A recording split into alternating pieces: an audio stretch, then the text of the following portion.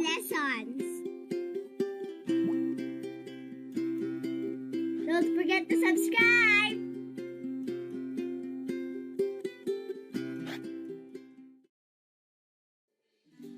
Pamahalaang sentral.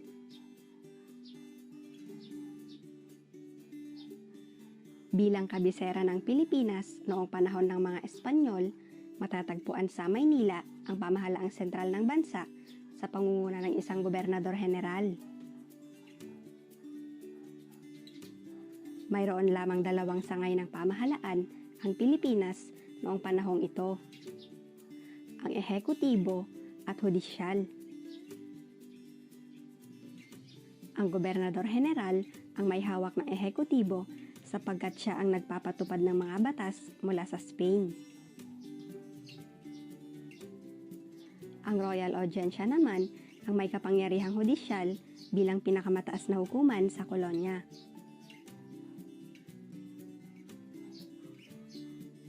Ang gobernador general.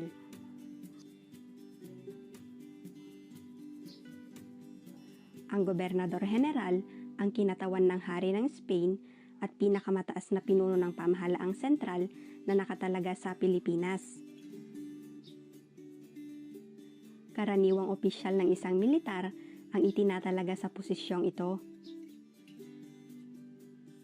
Ito ay dahil sa kakayahan niyang gampanan ang tungkuling mamahala sa pamahalaan, gayon din ang manguna sa mga gawaing panghukbo sa kolonya. Bilang pinakamataas na pinunong Espanyol na nasa Pilipinas, taglay niya ang kapangyarihang panghukuman at panrelihiyon at hawak ang tatlong gampanin sa pamamahala. Ang Gobernador General, Pangulo ng Royal Audiencia, at Vicereal Patron. Bilang Gobernador General, pinamamahalaan niya ang buong kolonya kabilang ang hukbong sandatahan at panghukbo ng Pilipinas. Bilang Pangulo ng Royal Audiencia, dumadalo siya sa pulong ng mga kasapi ng audiensya o oidores at siya ang kinatawan ng hari sa audiensya.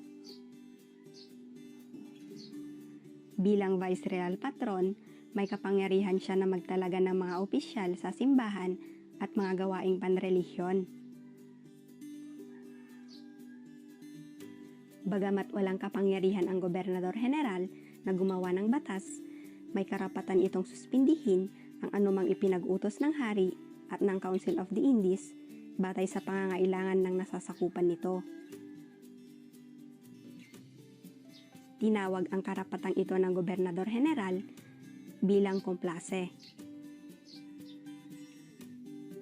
May kapangyarihan din ang Gobernador General na magtalaga at magsuspindi o magtanggal ng mga opisyal liban sa yaong itinalaga ng hari ng Spain. Pagdating sa tirahan, naging opisyal na tahanan ng Gobernador General ang Palasyo del Gobernador sa Intramuros, Maynila. Dito nanuluyan at nag-opisina ang mga Gobernador General. Noong 1863, matapos masira ang Palasyo del Gobernador dahil sa lindol, opisyal na inilipat ang tirahan ng Gobernador General sa Palasyo de Malacañang sa San Miguel, Maynila. Tulong kaalaman! Ang Malacañang Palace o Palasyo de Malacañang ay ang opisyal na tirahan ng Pangulo ng Republika ng Pilipinas. Si Miguel Lopez de Legazpi ang hinirang nakauna-unahang Gobernador General ng Pilipinas. Ipinagkaloob sa kanya ang titulo dahil sa matagumpay niyang pananakop sa bansa. Namahala siya sa loob ng isang taon mula 1571 hanggang 1572. Samantala, ang huling Gobernador General ng Pilipinas ay si Diego de los Rios na nangasiwa sa bansa mula 1898 hanggang 1899.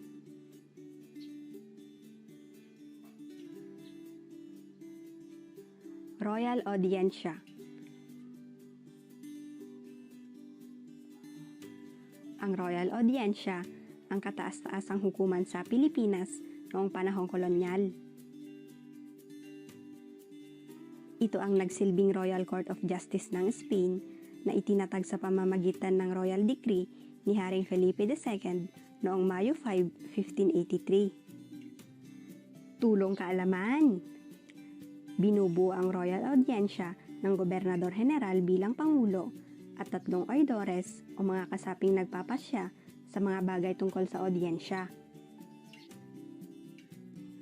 Layon ng hukumang ito na saklolohan ang Gobernador General sa pamamahala at pangalagaan ang mga mamamayan mula sa mga mapang-abusong pinunong Espanyol.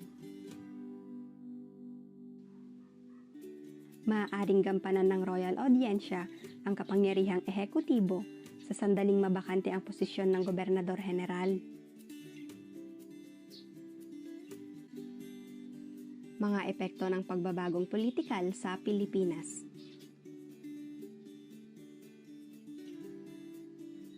Nagdulot ng malaking pagbabago sa larangan ng politika ang pagiging kolonya ng Pilipinas sa Spain. Sa pagkakatatag ng pamahalaang sentral, napasailalim ang malaking bahagi ng kapuluan sa pamumuno ng mga Espanyol. Dahil dito, tuluyang napag-isa ang dating watak-watak na pamahalaan ng mga datu sa kani-kanilang barangay. Bago dumating ang mga Espanyol, ang ganap na kapangyarihang mamuno sa isang pamayanan ay hawak ng datu. Siya ang punong tagapagbatas, tagapagpaganap, at tagapaghukom. Sa panahong kolonyal, inalis sa kanya ang mga kapangyarihang ito.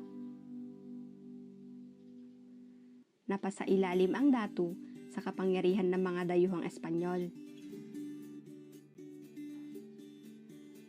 Pinanatili man nila ang kanyang posisyon bilang pinuno ng barangay, naglaho naman ang kanyang ganap na pamamahala dahil naging pangunahing tungkulin niya ang maningil ng buwis at magpanatili ng kaayusan sa kanyang nasasakupang barangay bilang bahagi ng kolonya ng Spain. Sa kabilang dako, pinanatili ng hari ng Spain ang kalagayan sa lipunan ng datu at kanyang pamilya. Nagpatuloy ang nakasanayan nilang paglilingkod ng kanilang mga tauhan at kinilala sila bilang prinsipalya. Tulong kaalaman! Kabilang sa prinsipalya ang mga dating gobernador silyo at mga may kayang katutubo na nagmamay-ari ng mga lupain. Nakaapekto rin ang pagbabago ng kalagayang politikal ng bansa sa mga Filipino sa panahong kolonyal. Naging mahirap ang pagsunod sa batas at mga patakarang ipinatutupad ng mga dayuhan. Naging mapang-abuso ang mga opisyal na Espanyol at hindi naging pantay ang pagtrato sa mga katutubo. Hindi rin pinagkatiwalaan ang mga Filipino sa matataas na posisyon sa pamahalaan sa takot na magdulot lamang ito ng problema sa pamahalaang Espanyol. Sa huli, ang mga Filipino ay naging mga tagasunod lamang sa sariling lupain na pinamumunuan ng mga banyaga.